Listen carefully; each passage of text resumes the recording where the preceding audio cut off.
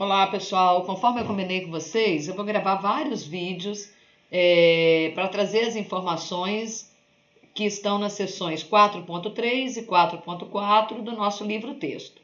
Então vamos começar aqui com a seção 4.3, que já traz a definição de independência linear. Bom, para que eu quero saber sobre independência linear, né? Então sempre que eu tiver um espaço vetorial, eu tenho lá um conjunto Vzão, e esse meu conjunto, ele é um espaço vetorial. Aí, desse conjunto, eu tomo um subconjunto normalmente finito de alguns elementos, então, de Vzão. Então, vou tomar um subconjunto de Vzão.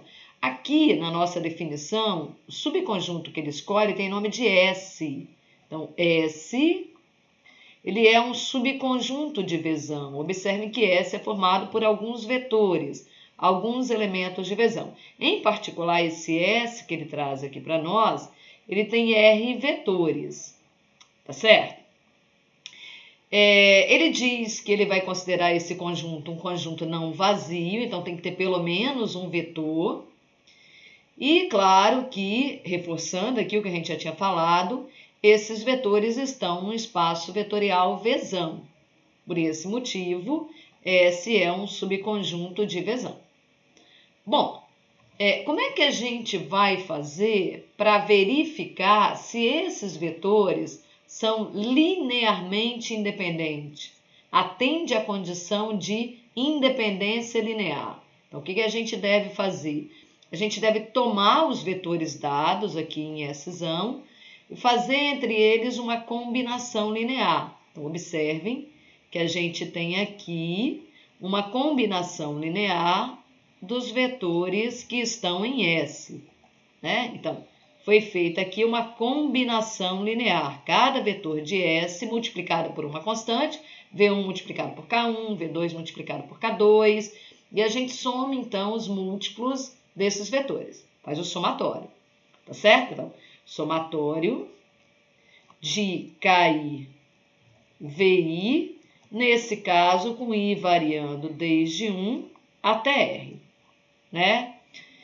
Depois que a gente obtiver, então, essa combinação linear, a gente vai pegar essa combinação e igualar a zero, tá certo? Então, isso daqui é o que ele está trazendo para mim como uma definição para a independência linear. Então, eu parto desse princípio, igual a combinação linear a zero. Bom, o que acontece?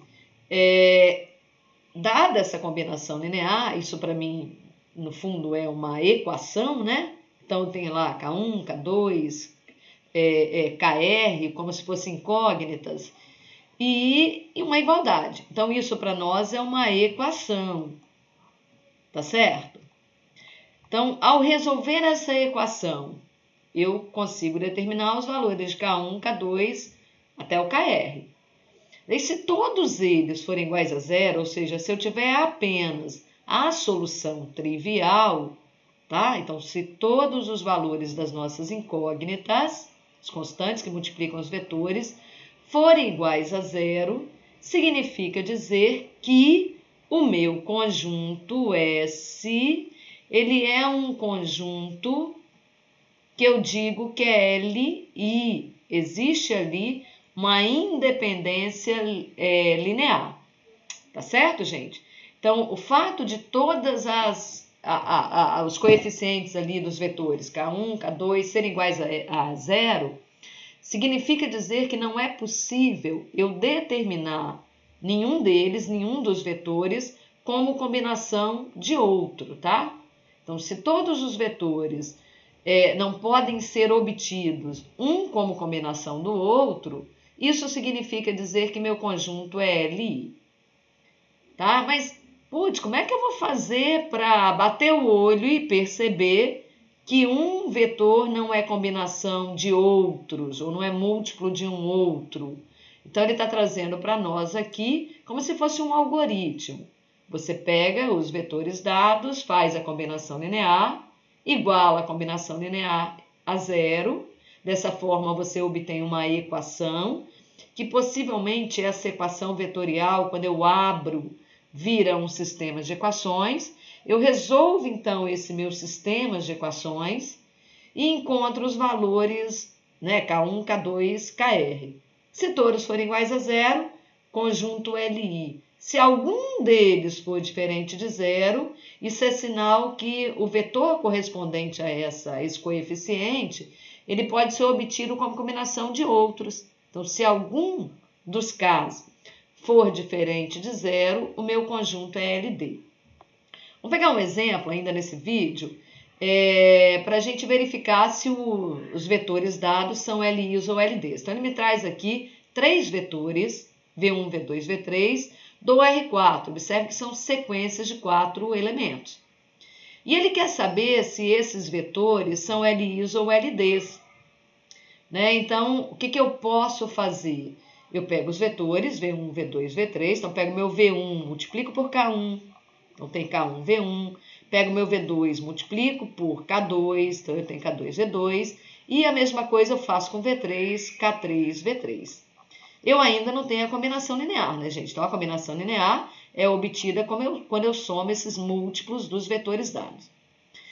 Feita essa combinação linear, a gente vai igualar ao zero. Só que esse zero que eu vou colocar aqui, pessoal, não é zero, número zero. É o vetor zero, é o elemento nulo do espaço vetorial. Então, no meu caso, eu vou igualar a sequência de tamanho 4, 0, 0, 0. Tá certo? Então, fiz a combinação linear e igualei, entre aspas, ao zero, ao vetor zero. Bom, tá aqui a minha combinação linear, copiada do livro, ó, aberta. Então, onde estava V1, a gente veio aqui e abriu o V1. Já escreveu as coordenadas do V1. Mesma coisa para o V2 e V3. Feito isso, essa camarada para nós é a tal equação que a gente se referiu a ela lá atrás. Bom, mas como fazer para resolver essa equação? Então, a melhor maneira é a gente executar aqui a combinação linear.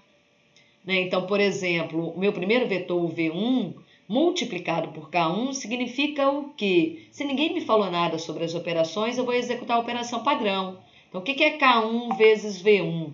O meu K1 vezes o V1 ali, 1, 2, 2, menos 1, vira o vetor K1, 2K1, 2K1, menos K1.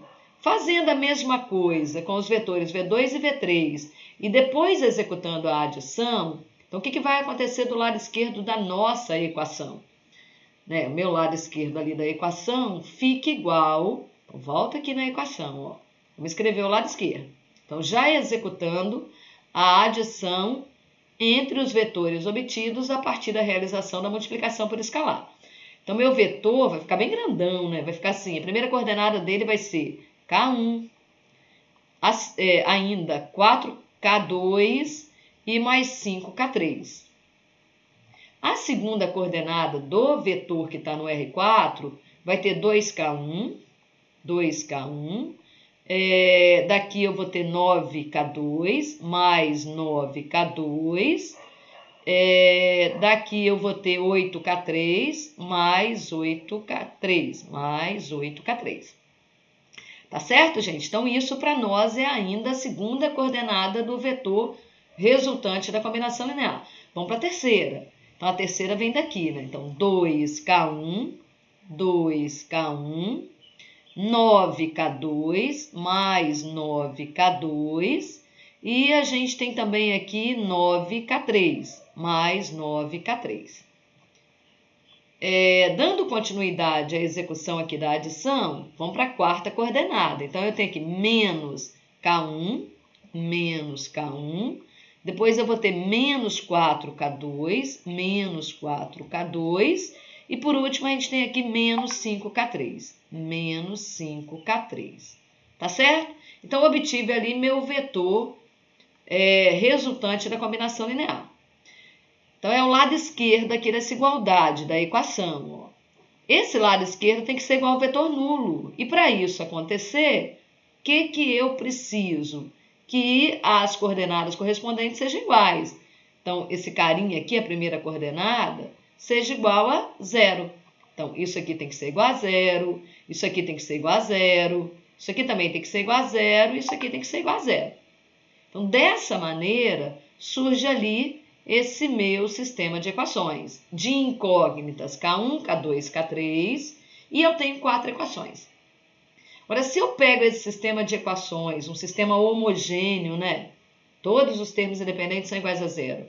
Se eu pego esse sistema de equações e resolvo, o que vai acontecer? Eu vou achar os valores de K1, K2, K3. Então, feito isso, pessoal, resolve o sistema de equações, pode ser por escalonamento, a gente descobre que o K1, o K2 e o K3 são todos iguais a zero. Ou seja, que esse sistema de equações tem apenas a solução trivial. Dessa forma, esses 3 vetores dados são LIs. Tá legal? Então, a gente termina aí um exemplo para tentar fazer com que o entendimento daquela definição anterior fique claro, tá, gente? Depois, no outro vídeo, eu vou fazer mais um exemplo. Então, tchau, pessoal!